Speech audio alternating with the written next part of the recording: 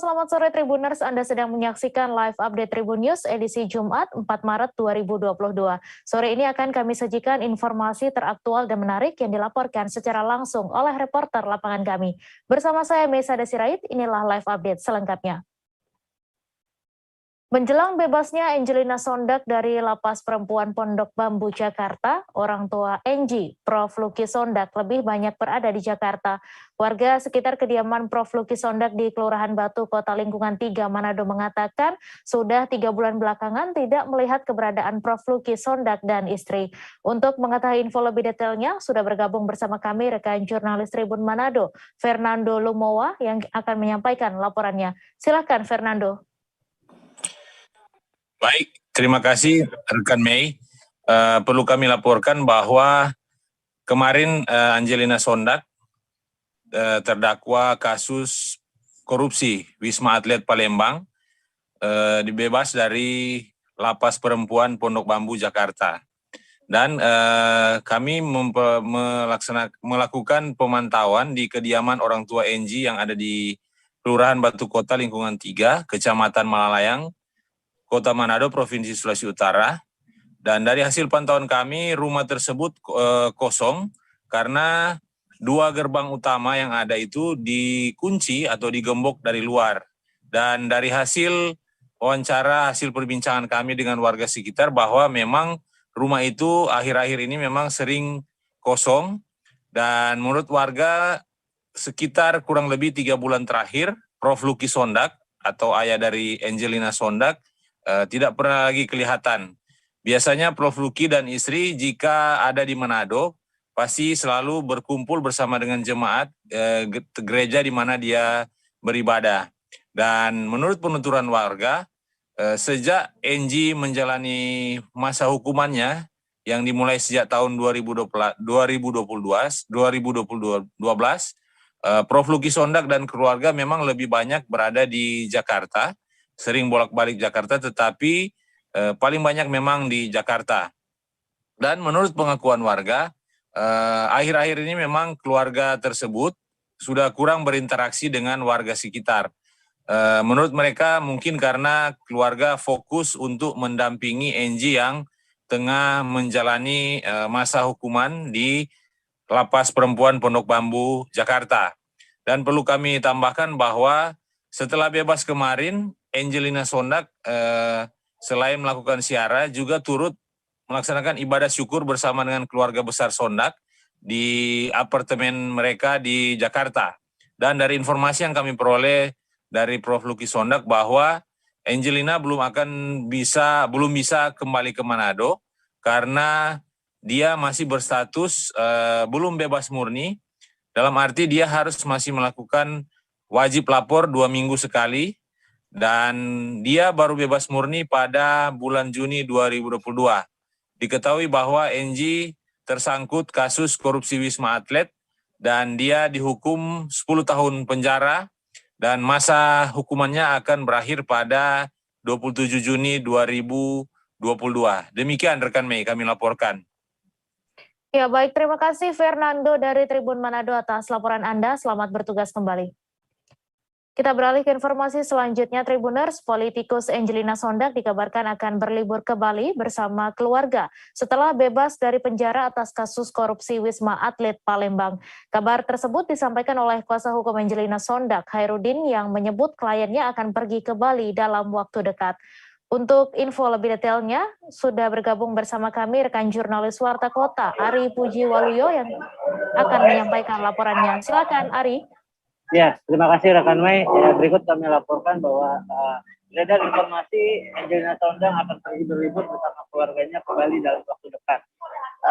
Ketika kami konfirmasi kepada Balai Permasyarakatan Bapas kelas 1 Jakarta Selatan bahwa sampai detik ini pihak Angelina Sondag belum memberikan surat perizinan untuk pergi berlibur ke luar kota atau ke Bali. Tapi ketika nantinya akan memberikan surat izin untuk bepergian keluar kota, pihak Bapas akan mengizinkannya. Menurut Kepala Balai Permasyarakatan Kelas 1 Jakarta Selatan, Diki Dwi Diantoro, pihaknya bisa mengizinkan untuk Angelina Sondang pergi berlibur bersama keluarganya ke Bali ataupun menyambangi orang tuanya yang berada di Manado, karena Ricky mengaku bahwa keberadaan orang tua dari Angelina Sondang ini berada di Manado. Dan alasan lain Ricky mengizinkan Angelina Sondang untuk pergi berlibur dan juga menemui orang tuanya karena memang itu adalah hal yang sangat krusial dalam hidupnya. Tak hanya pergi berlibur saja dan juga bertemu orang tua, tapi Ricky juga akan mengizinkan Angelina Sondang untuk menerima pekerjaan di luar kota karena setelah 10 tahun mendekam di penjara, bahwa Angelina Sondang ini seharusnya untuk kembali ke masyarakat dan juga berkegiatan dalam karirnya di Indonesia selama ini yang tertahan karena dia masuk penjara akibat kasus korupsi Wisma Atlet. Demikian rekan Mei, saya laporkan. Ya baik, terima kasih Ari atas laporan Anda. Dan Tribuners, wartawan kami juga telah menghimpun wawancara dengan Kepala Balai Pemasyarakatan Kelas 1 Jakarta Selatan. Berikut tayangannya untuk Anda. Mau pergi ke Bali, Anda disampaikan nggak minta izin? Ke depan mungkin. Okay. Untuk permohonan itu sampai saat ini belum, baru ada rencana kemarin ingin berlibur ke Bali, tapi sampai saat ini belum ada permohonan dari yang bersangkutan untuk mengajukan izin keluar kota. Karena untuk izin keluar kota memang harus mengajukan izin kepada kami pihak Bapas.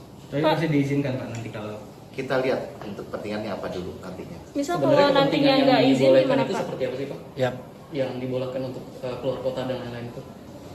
Untuk keluar kota memang diizinkan untuk keperluan keluarga, kemudian berobat, kemudian alasan bekerja itu diperbolehkan saat ini. Keperluan keluarganya misalnya kayak apa Pak? Ya, mungkin ketemu dengan keluarga bisa jadi Enggi kan orang tuanya ada di Manado, itu bisa kita berikan izin karena dia bepergian. Lapor selama periode ditentukan. Jadi Enggi wajib mengikuti bimbingan yang kita sudah tetapkan. Ketika dia masih dalam masa bimbingan, ketika dia ingin keluar kota maka dia tidak bisa keluar kota. Dia wajib mengikuti dulu bimbingan dari kita. Setelah bimbingannya selesai, misalnya tadi ada bimbingan kepribadian, bimbingan kemandirian, dia wajib ikut itu. Ketika dia sudah selesai mengikuti kewajiban itu, dia mau keluar kota, kita persilakan. Yang pasti yang utama adalah kewajiban dia untuk melakukan pembimbingan dulu yang itu harus diutamakan. Berarti diselesaikan dulu ya Pak? Betul. Sudah berapa tahap atau langkah untuk yang melakukan selesai kewajiban tadi? Gimana? Langkahnya ada berapa banyak tahapan? Yang pertama, Enggi akan mengikuti tahapan 3 masa bimbingan, setengah, dan 23 masa bimbingan. Dan itu di tahapan-tahapan itu ada kegiatan-kegiatan yang harus dia ikuti yang sesuai dengan sudah ditetapkan oleh PK-nya. Apakah itu bimbingan kepribadian, kemandirian, nanti akan ditetapkan oleh PK-nya. Selama dalam masa CM inilah bimbingan harus dia ikuti, dan itu harus dipakai oleh Enggi. Taman Mini Indonesia Indah tengah direvitalisasi sejak Januari 2022 guna mendukung presidensi G20. Untuk merombak konsep yang ada, maka sedang dikaji terkait penutupan TMII untuk sementara waktu. Namun hingga saat ini TMII masih dibuka untuk pengunjung umum. Untuk info selengkapnya akan disampaikan rekan jurnalis Tribun Jakarta, Nur Indah Farah yang kini sudah terhubung bersama kami. Silakan Indah. Baik Mei dan rekan Tribun. Bisa disampaikan bahwa Taman Mini saat ini tengah mengalami revitalisasi untuk mendukung presidensi G20, di mana revitalisasi ini telah dimulai pada Januari 2022 atau sejak awal tahun ini, dan direncanakan rampung pada Oktober 2022 mendatang. Adapun hal ini tertuang dalam Perpres nomor 116 tahun 2021, di mana konsep yang diusung ini bernama Indonesia Opera, di mana nantinya Taman Mini sendiri bakal bertransformasi menjadi ultimate showcase of Indonesia, sehingga merombak konsep yang ada, dan nantinya Taman Mini ini 70%-nya terdiri dari ruang hijau dan 30%-nya terdiri dari bangunan seperti anjungan dan museum. Kemudian, hingga saat ini proses penutupan sementara masih tetap dikaji karena revitalisasi yang masih terus dilanjutkan. Kemudian hingga di saat ini bisa disampaikan bahwa Taman Mini masih dibuka untuk kunjungan umum, di mana para pengunjung hanya dapat melalui pintu 3 yang berada di dekat terowongan Ceger, sehingga nantinya ketika pengunjung yang datang membeli tiket, kemudian akan diinformasikan oleh petugas bahwa beberapa bagian di dalam Taman Mini mengalami revitalisasi, sehingga hanya sedikit wahana atau museum dan anjungan rumah adat yang bisa dikunjungi. Sementara bagi anjungan-anjungan atau wahana atau unit rekreasi yang ada, bila ditutup dengan seng atau diberi penanda bahwa sedang adanya revitalisasi, maka tidak bisa dilalui ataupun tidak bisa dikunjungi. Seperti itu, Mei. Ya, baik. Terima kasih Indah dari Tribun Jakarta atas laporan Anda. Selamat bertugas kembali. Kita beralih ke informasi selanjutnya, Tribuners. Pemerintah melalui Kementerian Hukum dan HAM memberikan layanan bantuan hukum gratis bagi warga kurang mampu. Di Nusa Tenggara Timur sendiri terdapat 15 organisasi bantuan hukum atau OBH yang memberikan layanan tersebut. Untuk info selengkapnya akan disampaikan rekan jurnalis Pos Kupang, Irfan Hoi, yang kini sudah terhubung bersama kami. Silakan, Irfan. Halo Mei. Baik, Mei dan Tribuners, bisa saya sampaikan berkaitan dengan organisasi bantuan hukum gratis yang diprogramkan oleh Kementerian Hukum dan HAM Kantor Wilayah Nusa Tenggara Timur untuk tahun 2022 sendiri. Disampaikan dari Kepala Kantor Kanwil Kemenkumham Wilayah NTT, Ibu Dominika Jone. Dia menyampaikan bahwa 15 OBH, 15 organisasi bantuan hukum yang terdaftar di Kemenkumham ini merupakan organisasi yang sudah terverifikasi dari total 40 OBH yang sebelumnya mendaftar pada tahun 2021 lalu, yang kemudian diverifikasi oleh pihak Kemenkumham Kantor Wilayah NTT. Nantinya 15 OBH yang tersebar di wilayah Nusa Tenggara Timur ini memberikan bantuan hukum gratis bagi warga ataupun orang-orang yang membutuhkan bantuan hukum.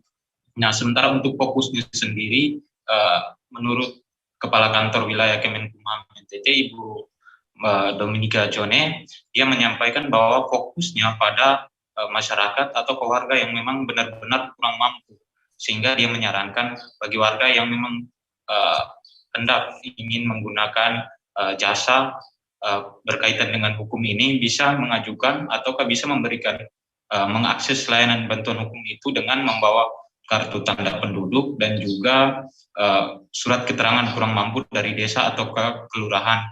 Nah, sementara dari OBH ini juga bisa memberikan bantuan hukum bagi warga binaan yang ada di lapas melalui surat keterangan ataukah surat pemberitahuan dari kepala lapas yang bersangkutan. Dia menurut Kepala Kantor Wilayah, dia menyampaikan bahwa sebenarnya 15 OBH ini memang masih sangat kurang, tetapi menurut verifikator, menurut orang yang memverifikasi berkas yang masuk ikut mendaftar, hanya terdapat 15 OBH yang melakukan yang lolos, yang dinyatakan lolos untuk bisa bekerja sama dan bisa memberikan bantuan hukum bagi masyarakat. Untuk itu dia berharap agar ke depannya OBH ataukah lembaga bantuan hukum yang ada di Nusa Tenggara Timur bisa lebih banyak lagi membantu ataukah mendaftar ke Kementerian Hukum dan HAM Kantor Wilayah NTT agar memberikan pendampingan dan juga bantuan hukum bagi masyarakat, karena menurut dia anggaran yang disediakan oleh pemerintah juga diberikan kepada OBH yang berkaitan, sehingga OBH tidak perlu khawatir mengenai anggaran, karena anggaran itu yang pastinya akan diberikan kepada OBH yang bersedia ataukah mampu untuk bekerja sama dengan Kanwil Kemenkumham NTT sendiri. Sebagai informasi bahwa total anggaran sendiri untuk OBH ataukah yang ada di Kanwil Kemenkumham NTT sendiri sekitar 700-an juta untuk tahun anggaran 2022. Nantinya dari total anggaran ini kemudian dibagi ke 15 OBH itu. Dan untuk sistem pembayarannya sendiri, tiap kasus ataukah tiap tahapan akan dilakukan pembayaran oleh kantor Kementerian Hukum dan HAM wilayah NTT. Demikian, Mei. Ya, terima kasih Irfan atas laporan Anda. Dan Tribuners, wartawan kami juga telah menghimpun wawancara dengan Kepala Kanwil Kemenkumham Nusa Tenggara Timur. Berikut tayangannya untuk Anda. Di verifikasi tahun berikutnya. Dan kita juga bersyukur karena gini, ada lembaga-lembaga bantuan hukum di NTT ini yang memang sama sekali tidak mendapatkan anggaran dari kami. Tapi mereka juga bekerja sama dengan kami untuk menangani perkara-perkara pro bono. Itu ada juga. Jadi sekarang ini kan kami punya kebijakan di setiap UPT ini harus ada pos bakum. Jadi di setiap UPT pemasyarakatan itu ada kantor pos bakum, pos bantuan hukum untuk masyarakat tidak mampu. Nah, ini juga salah satu cara pendekatan-pendekatan untuk misalnya memastikan pelayanan kualitas itu baik atau tidak. Juga supaya menghindar tidak ada pungutan uang, benar-benar pertemuan berjalan dengan baik, kualitas pertemuan juga ada dan sebagainya. Itu juga dibuka pos bakum. Maka OBH yang terdaftar itu rata-rata ada pos bakum di kami. Di Timur hampir semua sudah ada. Di Kupang ini sudah ada rutan Kupang sudah ada pos bakum. Jadi begitu tahanan masuk mereka langsung bisa dapat pelayanan dari kita. Itu pendekatan-pendekatan pelayanan. Kami juga berusaha untuk bagaimana makin banyak orang yang mendapatkan bantuan hukum secara gratis kerjasama dengan pemerintah daerah. Ada beberapa kabupaten sudah alokasikan dan melalui peraturan daerah pemberian bantuan hukum bagi orang tidak mampu di daerah. Miskinnya minta maaf, orang miskin di daerah. Pembayaran ke kami. Kebetulan di sini hadir saya punya kasubitnya, jadi nanti dia bisa bantu menjelaskan bagaimana tahapan pembayaran. Kami ingin ke depan jangan hanya persidangan lah. Penyidikan juga penting. Harusnya dari penyidikan itu sudah ada penasihat hukum. Nah, selama ini di permintaan pembayaran realisasi keuangan itu banyak pada tingkat persidangan. Juga di non litigasi, misalnya memberikan penjelasan hukum, menjadi mediator dan sebagainya, mediasi kasus dan sebagainya.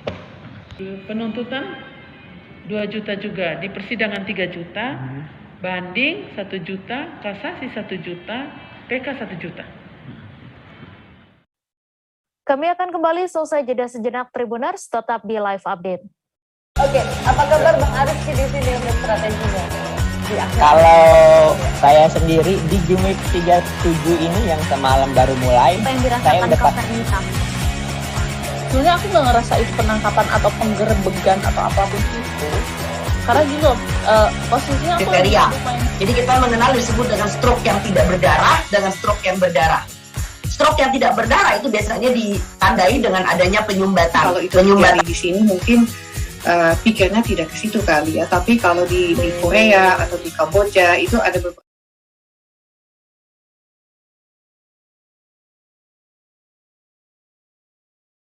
Dulunya tukang koran. Oh gitu ya. Tukang koran. Ya, saya baca ya, Pak. Tuh kan pernah baca kan? Ya. Jadi kalau saya jadi pangdam itu udah bersyukur banget.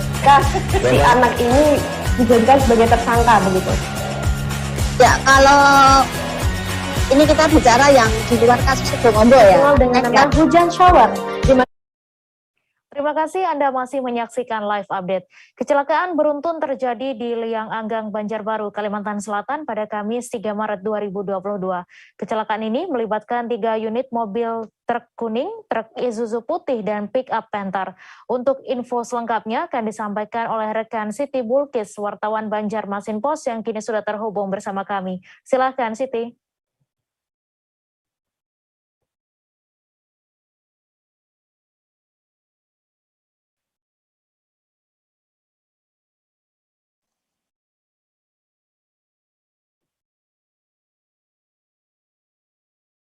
Halo, Siti.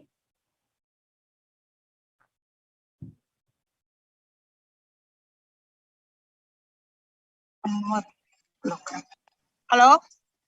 Iya, silakan Siti dengan laporan Anda. Iya, ya, baik. Kecelakaan beruntun pada Kamis 3 Maret 2021 sekitar pukul 8.30 terjadi di Jalan Ayani kilometer 25 atau Jalan Jurusan Plehari, Landasan Ulin, Liang Anggang, Banjarbaru, Kalimantan Selatan. Berdasarkan informasi dan keterangan dari pihak unit Lantas Polres Banjarbaru, kecelakaan beruntun tersebut melibatkan 3 unit mobil, yaitu truk Mitsubishi kuning yang dikemudikan oleh Bahrudin dan mobil truk Isuzu putih yang dikemudikan oleh Jayadi Nur dan mobil Panther, pick-up Panther yang dikemudikan oleh Dian. Ketiga mobil tersebut datang dari arah bundaran Lianganggang menuju ke arah Kabupaten Tanah Laut. Pada saat di jalur atau tepatnya di Jalan Ayani kilometer 25, tiba-tiba saja mobil truk Mitsubishi kuning yang dikemudikan oleh Bahrudin hendak mampir ke salah satu bengkel yang posisinya ada di sebelah kanan jalan. Kemudian dikarenakan saat itu kondisinya dalam kecepatan tinggi, mobil Mitsubishi putih mobil Isuzu putih yang ada tepat di belakangnya tidak dapat merem dan menabrak bagian belakang mobil truk kuning yang dikemudikan oleh Bahrudin. Dan secara spontanitas juga mobil yang ada di belakang mobil truk Isuzu putih yang dikemudikan oleh Jaya Dinor, yaitu mobil Panther yang dikemudikan oleh Dian, juga menabrak bagian belakang sebelah kiri. Pada saat kecelakaan tersebut, informasinya supir dari supir dari pick up Panther itu sempat terjepit, namun sempat juga menghindar ke sebelah kiri sehingga tidak mengalami luka yang cukup parah. Saat dievakuasi, supir dari pick up Panther itu hanya dibawa ke tukang pijat, dan untuk yang supir Isuzu putih itu lebih parah karena mengalami luka-luka sehingga harus dibawa atau dievakuasi ke RS Idaman Kota Banjarbaru. Berdasarkan informasi juga dari unit laka Polres Banjarbaru, di jalan tersebut atau tepatnya di tempat kejadian perkara itu memang semenjak jalan tersebut bagus atau sudah lancar diperbaiki, cenderung pengguna jalan baik itu mobil maupun sepeda motor selalu melintas dengan kecepatan yang lebih tinggi, dan di sana juga tidak ada terpasang rambu kecepatan. Nah, untuk itu dari pihak unit laka Polres juga berharap untuk dipasang rambu-rambu di kawasan tersebut. Dan berdasarkan dari keterangan juga dari pihak warga sekitar, memang di kawasan tersebut memang sering terjadi kecelakaan lalu lintas karena memang 1 bulan terakhir ini sejak diperbaiki memang lebih pengendara motor maupun mobil memang lebih cepat, terutama saat malam hari. Baik. Ya, baik. Terima kasih Siti Bulkis dari Banjarmasin Post atas laporan Anda. Selamat bertugas kembali. Kita beralih ke informasi selanjutnya. Tribuners, Polres Sorongkota, Polda Papua Barat kembali menangkap seorang DPO pembunuhan korban bernama Kani Rumaf di sekitar wilayah Double O, Kota Sorong, Papua Barat pada Jumat 4 Maret. Kapolres Sorongkota, AKBP Johannes Kindangan mengatakan DPO yang telah ditangkap berinisial HR. HR ditangkap di Tidore, Maluku Utara. Untuk info selengkapnya akan disampaikan oleh rekan Safwan Ashari, wartawan Tribun Papua Barat yang kini sudah terhubung bersama kami. Silakan Safwan.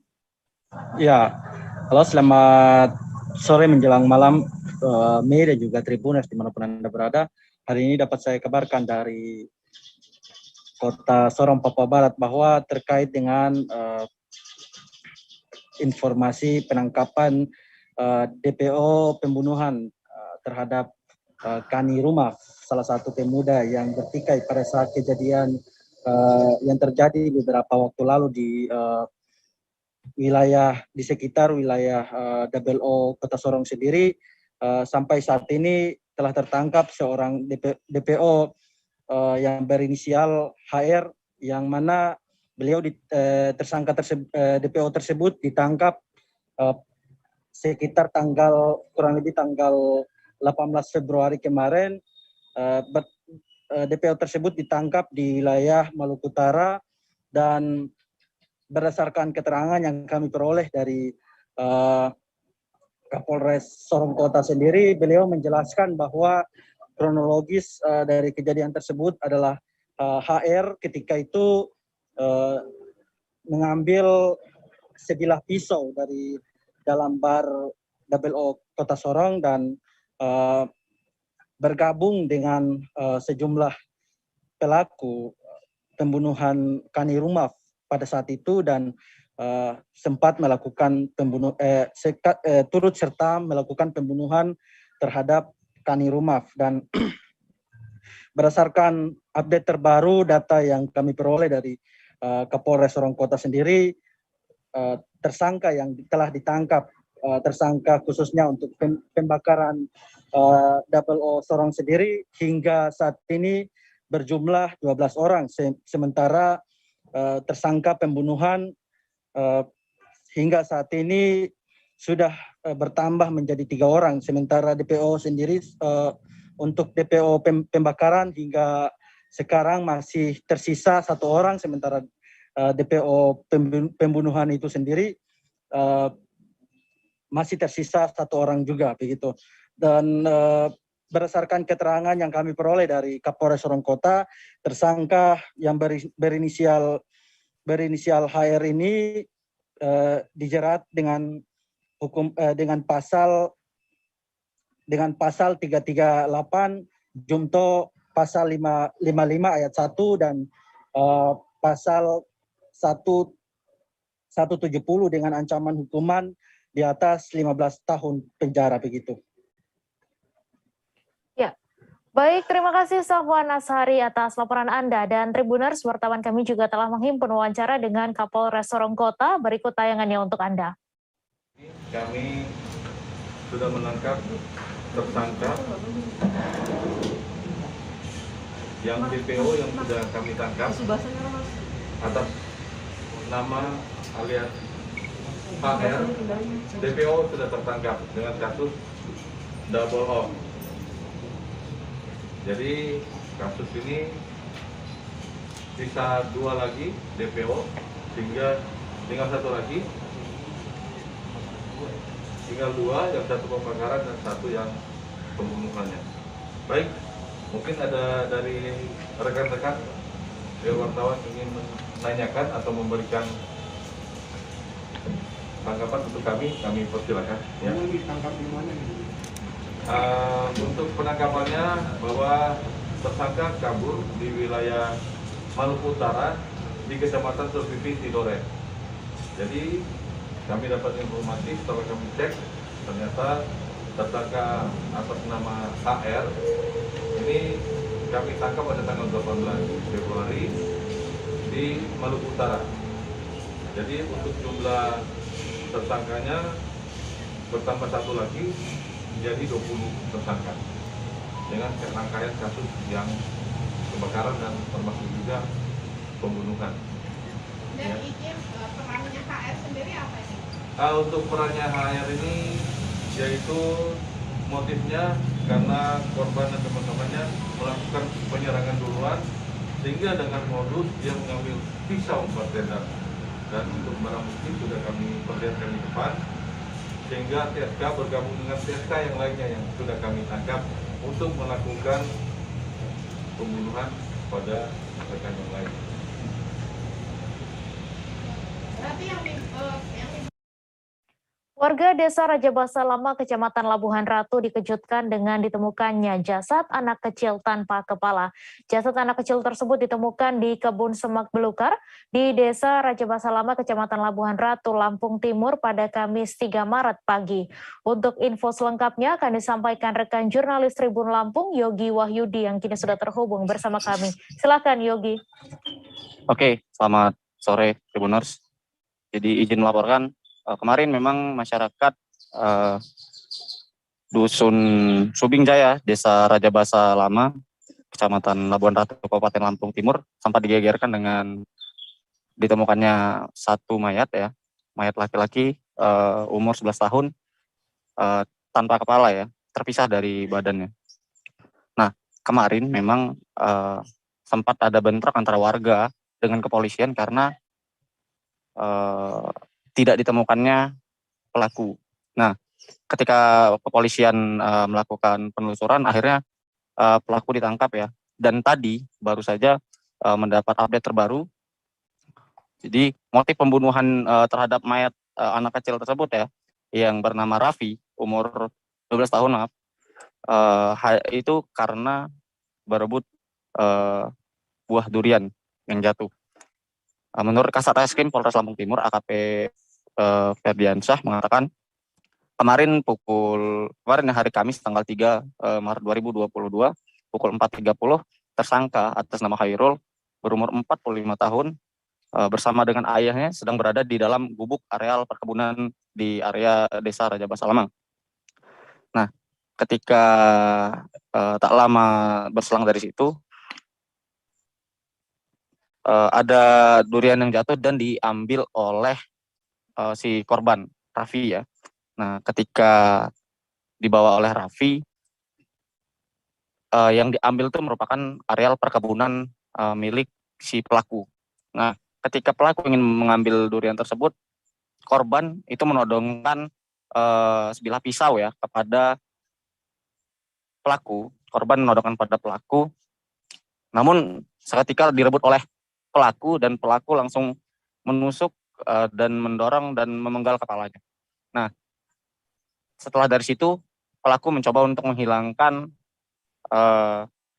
barang bukti ya dengan cara dipisahkan antara mayat dan kepalanya 50 sampai 100 meter dari lokasi dan sempat ke area sungai ya untuk membersihkan kondisi tubuhnya yang penuh darah, pakaiannya dibuang, membersihkan pisau dan lain-lain. Namun ketika dikonfirmasi kepada kepala dusunnya, Zakwan, dia mengatakan jika sebenarnya Khairul itu dalam gangguan jiwa karena beberapa waktu lalu juga pernah melakukan pembongkaran makam, kuburan seperti itu di desa itu juga.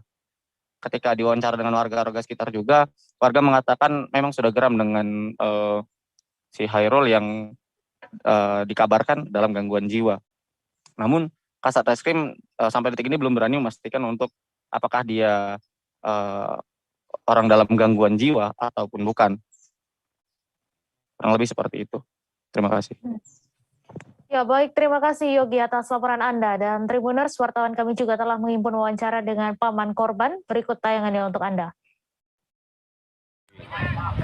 Gimana minta dari pihak dari keluarga kita untuk dengan adanya musibah itu? Ya untuk awal kita kan ini ya shock lah ya kan. Ya karena pertama kejadian kita tadi pagi kan dengar kayak gitu, kita langsung ke TKP gitu. Oleh TKP lihat dari anggota kepolisian yang udah ada di tempat ya kan. Jadi kita di situ ya melihat situasi yang sudah memang korban memang mayatnya sudah tidak berkepala lagi gitu ya kan. Ya saya selaku pamannya ya shock lah. Artinya ya sekilas nggak bisa terima ya. Cuman sudah kita ulangin lagi ya, mau diapain lagi ya kan gitu loh. Tapi si korban ini lagi memang nunggu duluan Bang? Enggak, jadi tadi pagi memang jalannya kata si warga memang jam 4, jam subuh. Subuh itu dia berangkat sama teman-temannya. Setelah itu dia nggak tahu di TKP itu dia terpisah sama teman-temannya gitu loh. Ya jadi ada suara teriakan, cuman teman-temannya itu udah nggak ada di situ. Korban ini anak berapa sih Bang? Dari anak berapa? Kedua. Dari berapa saudara? 3. Korban ini siapa namanya? Raffi. Kelas berapa Kelas sih? 5 SD. Abang namanya apa? Mispan. Warga Imopuro, Kecamatan Metro Pusat, Kota Metro Lampung digegerkan dengan ditemukannya mayat tanpa identitas. Mayat tak dikenali itu ditemukan di sebuah sumur.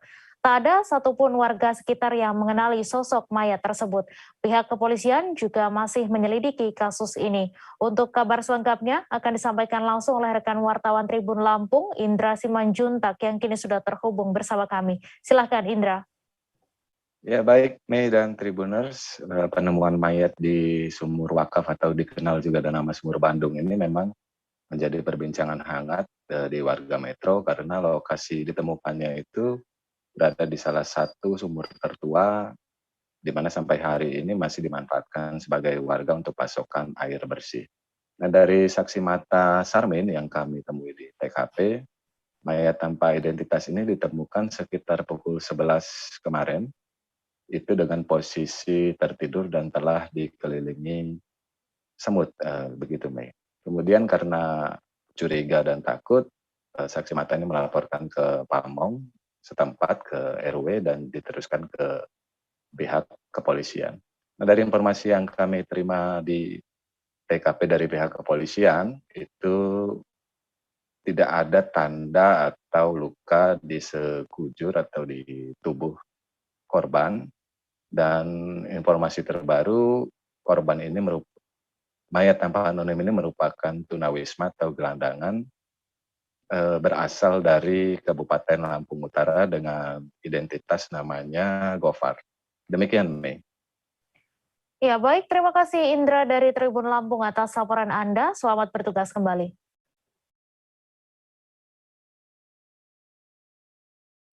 Kami masih akan menyajikan informasi menarik untuk Anda. Selesai jeda sejenak, tetap di live update.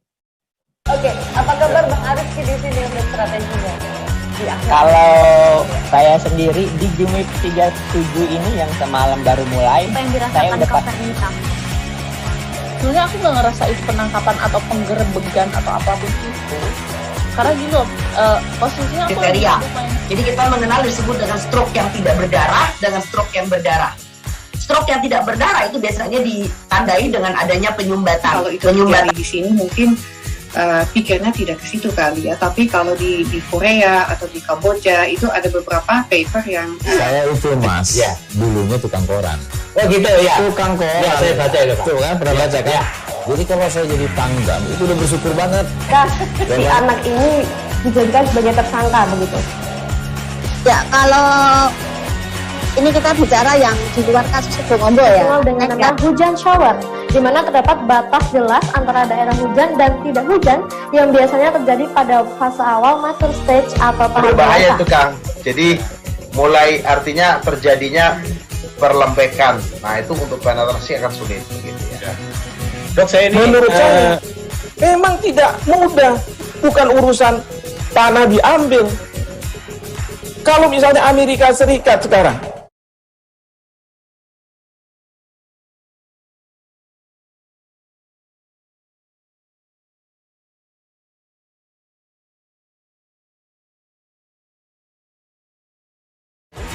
karena gini loh, posisinya aku kriteria.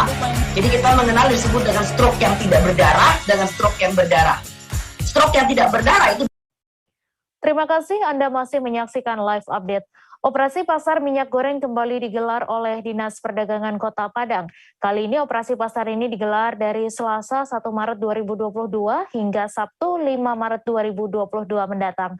Untuk detail informasinya akan disampaikan langsung oleh rekan jurnalis Tribun Padang, Rahmat Panji, yang kini sudah terhubung bersama kami. Silakan Panji. Baik, rekan Mei, sebelumnya operasi pasar ini dilakukan oleh Dinas Perdagangan Kota Padang menggandeng Apical Group dengan beberapa PT-nya. Operasi ini berlangsung dari hari Selasa kemarin itu rekan Mei sampai besok Sabtu. Berbeda dari sebelumnya, operasi pasar kali ini dilakukan di pasar satelit. Jadi Pasar Raya Padang, Pasar Tanah Kongsi, dan Pasar Bandar Buat, serta 5 pasar lainnya. Jadi ada 8 pasar satelit yang tempat dilakukan operasi pasar minyak goreng.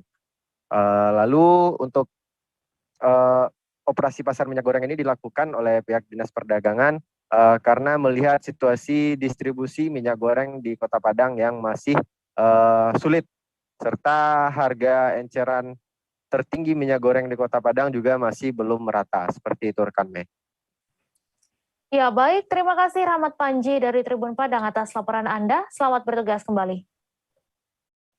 Kita beralih ke informasi selanjutnya Tribuners, ketersediaan minyak goreng hingga saat ini masih terbatas, termasuk di Kabupaten Tanah Laut, Kalimantan Selatan.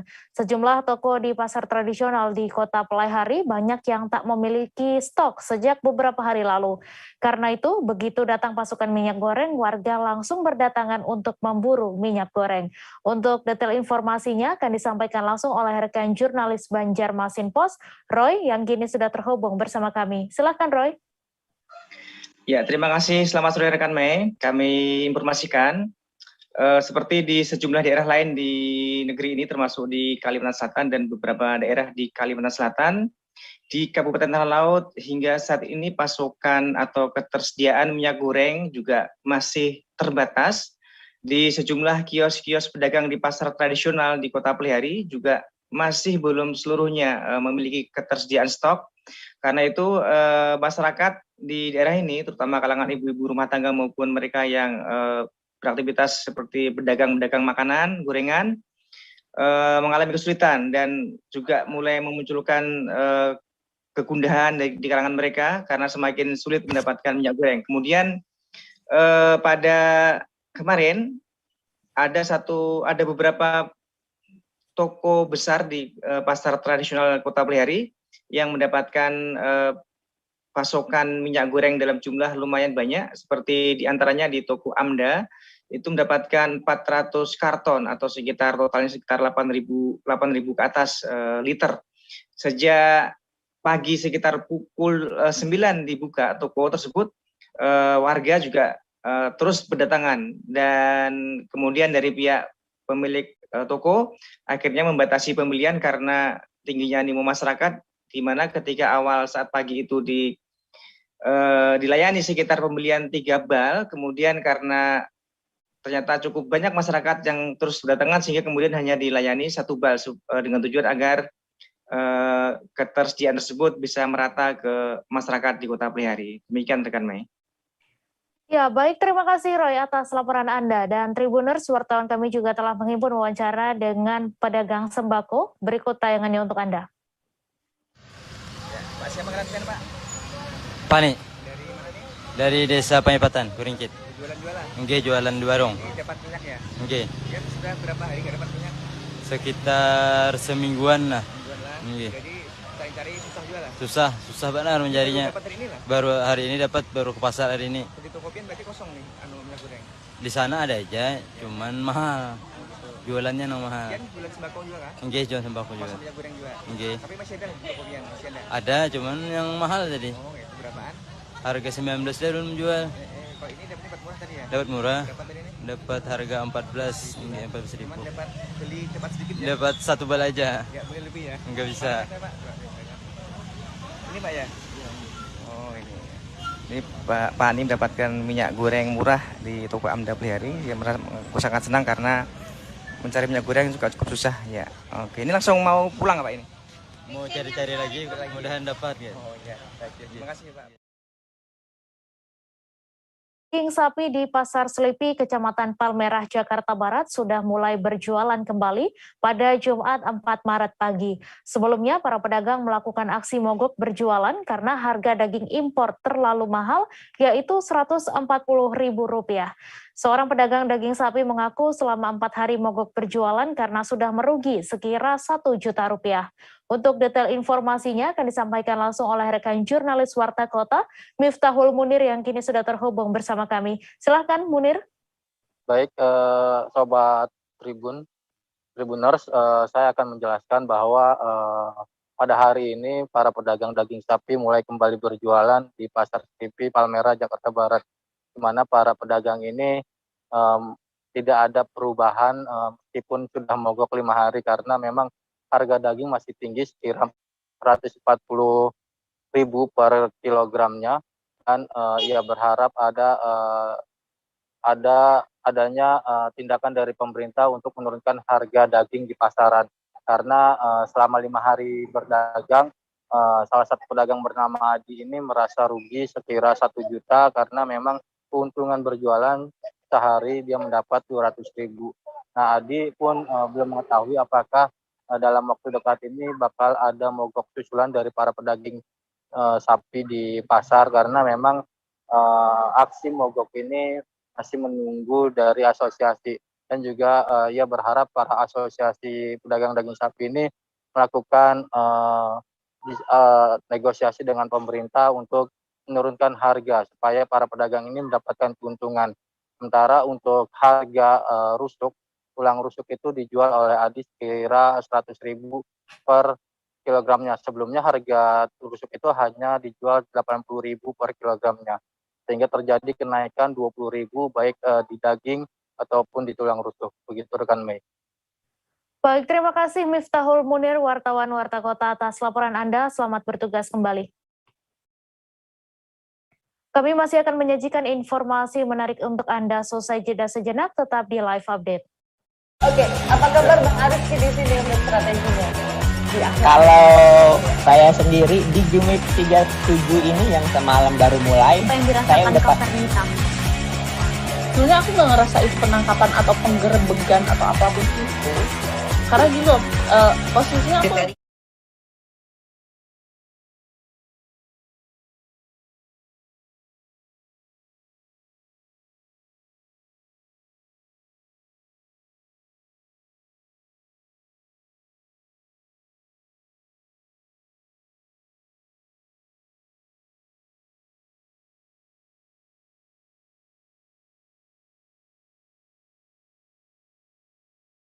terjadinya perlembekan. Nah, itu untuk penetrasi akan sulit gitu ya. Dok, saya ini menurut saya memang tidak mudah, bukan urusan tanah di. Terima kasih Anda masih menyaksikan Live Update. Harga tandan buah segar atau TBS kelapa sawit di tingkat pabrik CPO PT Gemilang Cahaya Mentari Desa Tiangtara, Kecamatan Bakam, terhitung naik tajam, mencapai harga fantastis Rp3.850 per kilogram TBS. Sebelumnya, di tanggal 19 Februari lalu, harga kelapa sawit tercatat hanya Rp3.450 per kilogram TBS-nya. Untuk info selengkapnya akan disampaikan langsung oleh rekan wartawan Bangka Pos, Edwardi, yang kini sudah bergabung bersama kami. Silakan Edwardi.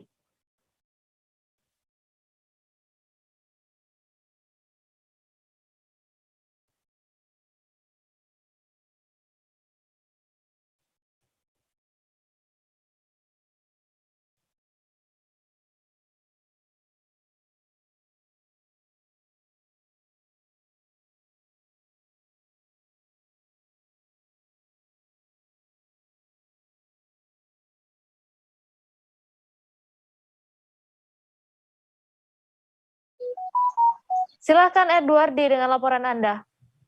Ya, terima kasih.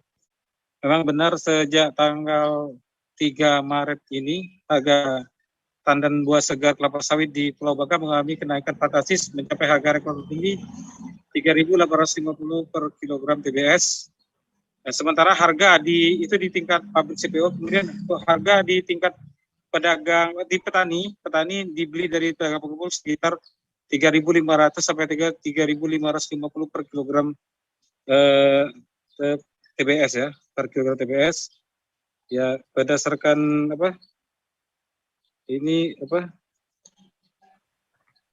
harga beli memang berdasarkan informasi yang kita peroleh dari Bapak Jamaludin, Ketua Apkasindo dari Bangka, memang beliau meminta agar para pedagang pengepul bertindak jujur kepada petani, karena dengan harga kenaikan ini harusnya petani kelapa sawit semakin sejahtera ya.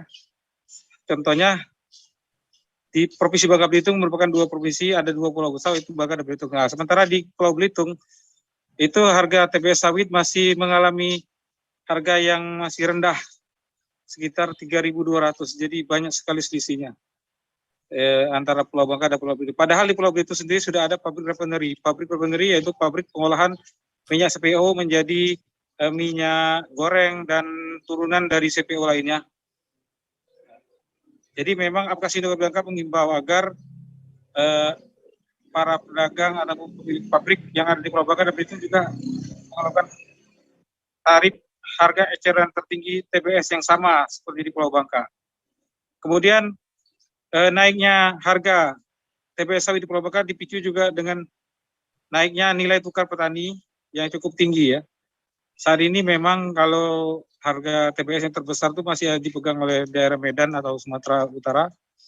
Tapi bubble juga Bangka Belitung sebenarnya sudah mulai menyamai yang harga TBS yang sudah ada di Pulau Sumatera yang lebih dulu memang perkebunan sawitnya. Mungkin demikian yang bisa saya laporkan.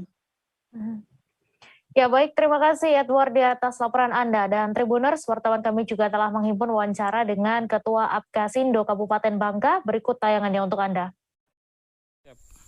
Hari ini harga TBS di pabrik 3.850, di kalangan petani 3.550.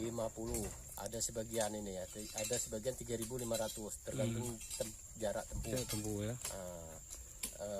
Harga sawit di Pulau Bangka saat ini hampir menyamai provinsi Sumatera Utara, Medan. Dan Riau ya. Jadi laporan kawan-kawan Apkasindo Pusat bahwa harga sawit kita pun tinggi dan nilai tukar petani pun tinggi di Kabupaten Bangka. Berkat sawitnya ya. Tapi lumayan lah ya ini. Lumayan. Di sebagian pabrik ada 3.860. Variasi lah ya. Ada sebagian 3.700. Inilah tergantung pabrik masing-masing lah. Iya. Tapi yang tertinggi hari ini di pabrik Tiang Tarah BCM 3.850. Viral video seorang perempuan ditandu menggunakan sarung setelah melahirkan. Kejadian itu terjadi di Kabupaten Bandung, Jawa Barat. Wanita yang bernama Ranti tersebut harus dibawa menggunakan tandu lantaran akses jalan yang dilewati tidak bisa dilintasi mobil. Untuk detail informasinya akan disampaikan langsung oleh rekan jurnalis Tribun Jabar, Lutfi Ahmad Mauludin yang kini sudah terhubung bersama kami. Silahkan Lutfi. Ya, Mai. Selamat sore dan Tribuners dimanapun Anda berada. Ya, untuk video viral tersebut terjadi pada 27 Februari 2022. Nah, hal tersebut sebetulnya bukan menurut keterangan warga dan keluarga Ranti, kejadian tersebut bukan akan melahirkan, melainkan setelah melahirkan. Sebelumnya Ranti sempat dibawa ke Rumah Sakit Al-Ihsan untuk melahirkan, namun di saat di Rumah Sakit Al-Ihsan belum ada pembukaan sama sekali, lalu Rumah Sakit Al-Ihsan untuk mengarahkan keluarga untuk membawa pulang kembali. Setelah pulang hingga rumahnya, Ranti mulai kontraksi kembali, lalu kembali dibawa ke bidan terdekat di Desa Rancakole, Kecamatan Arjasari, Kabupaten Bandung. Di sana Ranti melahirkan dengan normal. Setelah melahirkan baru ia dibawa menggunakan tandu karena kondisi jalan sulit dilalui oleh kendaraan baik mobil ataupun motor. Karena jalan tersebut belum ada pengerasan sama sekali, masih tanah merah, dan kebetulan saat Ranti dibawa pulang jalan tersebut licin karena setelah diguyur hujan. Dengan adanya video viral tersebut, Bupati Bandung pun langsung merespon. Beliau menginstruksikan kepada SMAT dan Dinas PUTR untuk meninjau secara langsung bagaimana kondisi jalan tersebut dan kondisi ibu yang telah melahirkan yang ditandu oleh kain sarung dan bambu tersebut.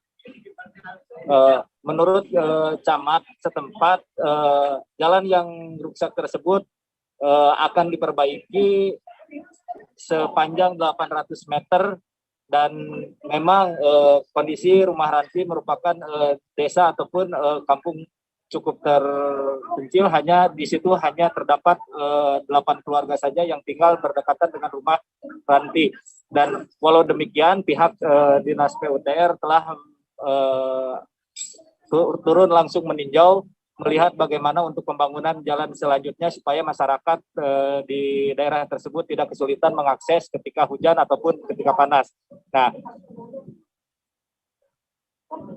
menurut camat setempat, menurut camat Arjasari, untuk perbaikan jalan tersebut baru akan dilakukan pengerasan terlebih dahulu karena tidak memungkinkan untuk pengaspalan ataupun membuat hot mix. Mungkin cukup sekian, Mai, laporan dari saya. Ya baik, terima kasih Lutfi atas laporan Anda. Dan Tribuners, wartawan kami juga telah menghimpun wawancara dengan sepupu dari Ranti. Berikut tayangannya untuk Anda. Itu kerasanya itu jam 2 subuh, udah dibawa ke rumah sakit Alisan. Kondisinya di sini hujan gerimis, jadi kepaksa walaupun dia kondisinya agak bisa jalan, dipaksa dibopong.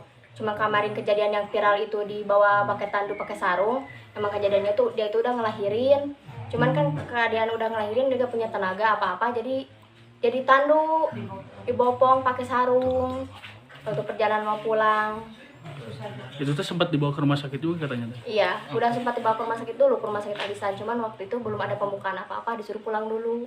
Pas udah pulang, mungkin karena di jalan juga lama, ada pembukaan, dibawa lagi ke bidan terdekat, karena jauh ke dokter. Melahirkannya jam berapa teh? Melahirkannya jam 1.20. Siang? Iya, siang. Selain itu teh, akses jalannya seperti apa sih teh? Iya, akses jalannya itu ke sini masih jalan tanah, jadi susah untuk dilalui. Kalau nggak ada hujan bisa mobil ke sini, motor juga. Cuman kalau hujan nggak bisa, soalnya kendalanya jalannya licin dan nggak bisa dilalui sama mobil. Terus tadi juga katanya sebelumnya juga yang melahirkan daerah sini juga seperti itu ya, juga ya teh? Sama. Tahun-tahun kemarin juga ada yang ngelahirin di sini sama seperti itu. Sama, ya. Cuman viralnya sekarang gitu. Padahal kemarin-kemarin juga udah ada kejadian seperti ini. Melahirkan seperti ini juga. Harapannya apa sih teh? Dan maksudnya untuk ke pemerintahnya sendiri gitu teh, terutama untuk akses jalannya sendiri gitu. Ya harapan saya ya semoga jalannya cepat dibangun, ya lebih padat, bisa dijalani pakai mobil. Soalnya kan kendaraan di sini susah, pingin kemana-mana juga jalan aksesnya. Pingin dipercepat sajalah, pingin dibagusin jalannya supaya bisa cepat-cepat dilalui itu.